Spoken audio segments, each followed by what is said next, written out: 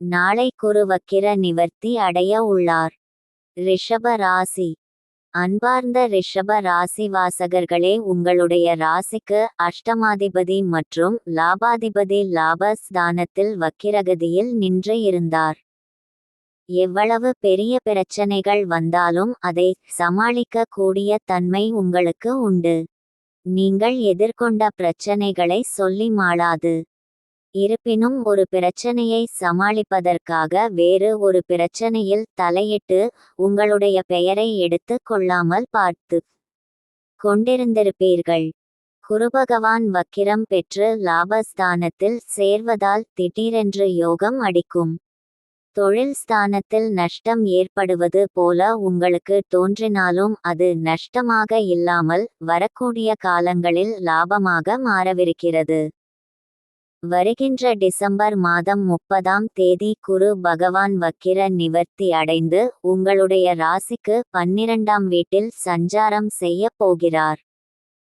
கெட்டவன் கெட்டிடில் கிட்டிடும் ராஜயோகம் என்ற விதியின் அடிப்படையில் 8ஆம் பாவ அதிபதி 12ஆம் பாவத்தில் அமர்ந்து உங்களுக்கு சுப விரயங்களை தான் தருவாரே தவிர அசுப விரயங்களை தரமாட்டார்.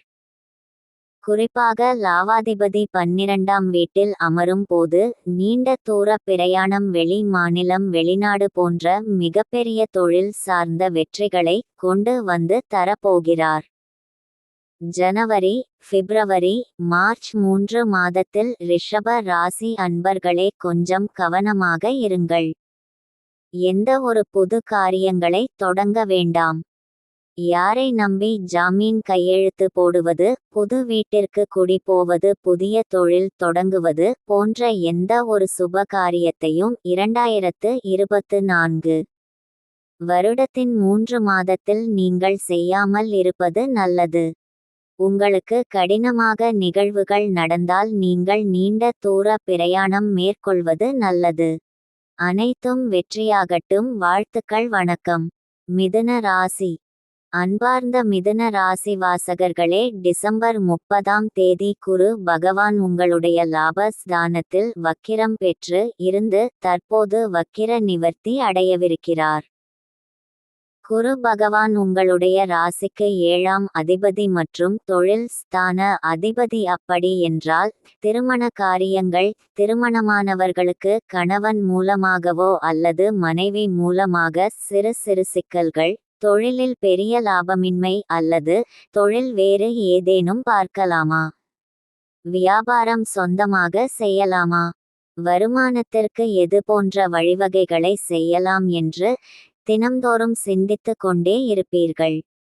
தற்போது குரு பகவான் அடைந்திருக்கும் வக்கிர நிவர்த்தி உங்களுடைய ராசிக்கு லாபஸ்தானம் என்பதால் எண்ணிய எண்ணங்கள் ஈடேறும். பல வருடங்கள் ஆகிவிட்டது, எனக்கு திருமணமே நடக்கவில்லை என்று இருந்த திருமண வயதை உடைய ஆண், பெண் இருவருக்கும் இது ஒரு யோகமான காலகட்டம். உங்களுடைய ராசிக்கு 10ஆம் அதிபதி 11ஆம் வீட்டில் அமர்ந்ததால் வியாபாரத்தில், தொழிலில் லாப மேன்மை அடைய போகிறீர்கள். வேலையிடத்தில் உயர் அதிகாரிகளின் பாராட்டை பெறுவீர்கள். வீட்டிற்கு ஒரு வருமானம் போதவில்லை, 2-3 தொழில்கள் செய்து அதன் மூலமாக வருமானத்தை ஈட்டலாம் என்று நீங்கள் எண்ணி இருந்தீர்கள் அல்லவா? அதற்கான நேரம் வந்துவிட்டது. 12 வருடத்திற்கு ஒருமுறை வரக்கூடிய லாபஸ்தான குருபகவான் தற்போது 2024 வருடத்தின் முதல் 3 மாதத்தில் உங்களுடைய லாப வீட்டில் அமர்ந்து எதிலும் வெற்றி தேடி கொடுக்க போகிறார்.